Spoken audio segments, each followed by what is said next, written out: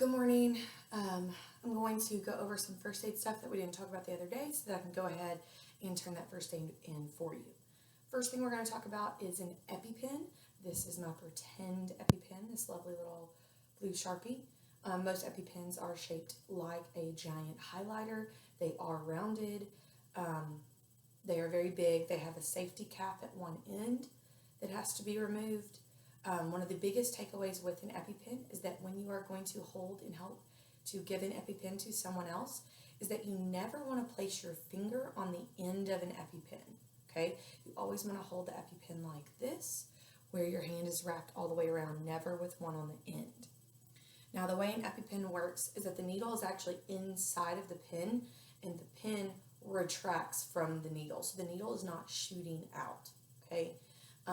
It has a safety cap that you would pop off, and then the way an EpiPen works is that you're going to go about as far down as their arm would go, so about mid-thigh, outer thigh, and you don't have to remove clothing, nothing like that. It's made to go through all of that. So you're going to put it into that part of the thigh, count to 10, and then when you remove it, and then sometimes people will suggest you kind of massage the area for just a few seconds, just to kind of help with some of that discomfort that can come from using an EpiPen.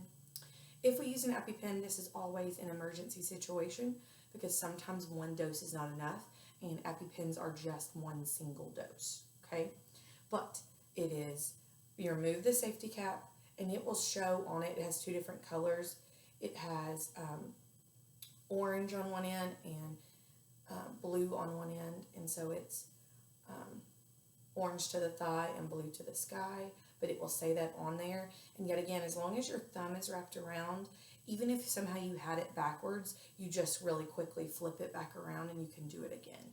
But if your thumb's ever on the end, you could end up accidentally dosing yourself with Epi, which is also an emergency situation. So we don't want to do that if we can get away with it, okay?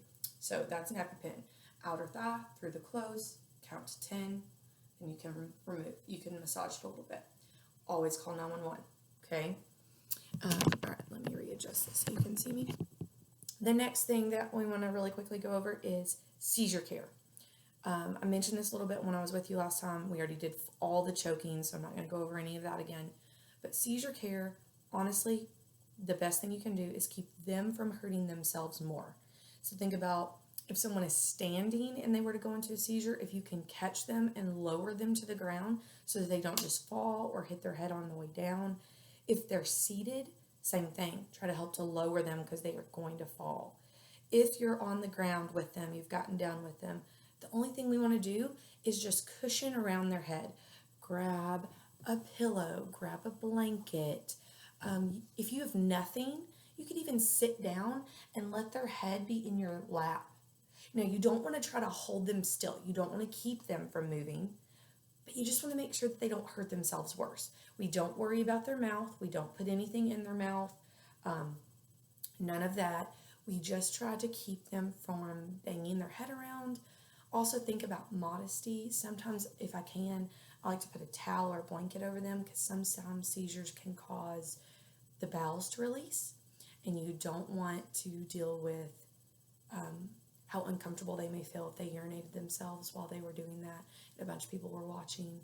So I'll throw like a towel or a blanket over them just for some modesty. If it's a small baby, you can be holding them. Yet again, you're supporting, you're not trying to squeeze and stop the shaking from happening. You just want to support them. If they are on the ground, once the shaking has stopped, we roll them onto their side, preferably their left side, so that way they can stay there. That's considered recovery position.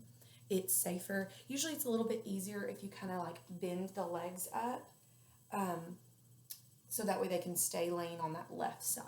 But we just leave them laying there as they recover. EMTs like to know how long seizures last, so if you can think about it, record how long it was. Time seems to morph when emergency things are happening, so it could have felt like 5 minutes, but it was really only 35 seconds. So the more that you can keep track of that, the better. Also, the recovery time. So when the seizure stops until when they start being responsive again. That recovery period is also important. So if EMTs aren't there yet when a seizure happens, record that time. And a seizure doesn't always mean you have to call EMTs. Sometimes it can just be you take them into the emergency room afterwards. If it's somebody with a known seizure condition, a lot of times they don't want they don't want to go in at all because this is something that happens to them.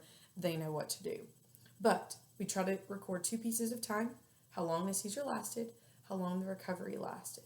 We're just trying to protect their head, provide some modesty, and then place them into sideline recovery position. Okay. Now, as far as, so there's seizures, there's EpiPens.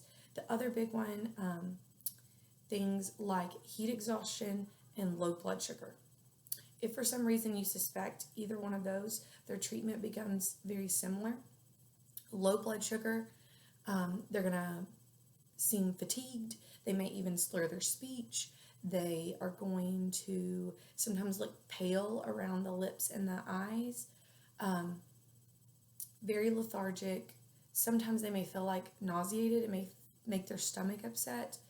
But low blood sugar, your best bet here is liquid sugar. So think about juices, sodas.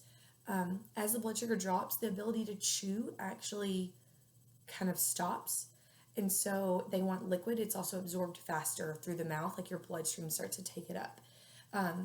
So juices and sodas are your best bet for that. Otherwise, things that can dissolve in the mouth. Think about Skittles, Smarties, and people that have blood sugar problems will sometimes have these little, they look like big sweet tarts, but they're glucose tabs and they absorb as soon as water touches them. So you could put that in their mouth and it's just going to absorb right up.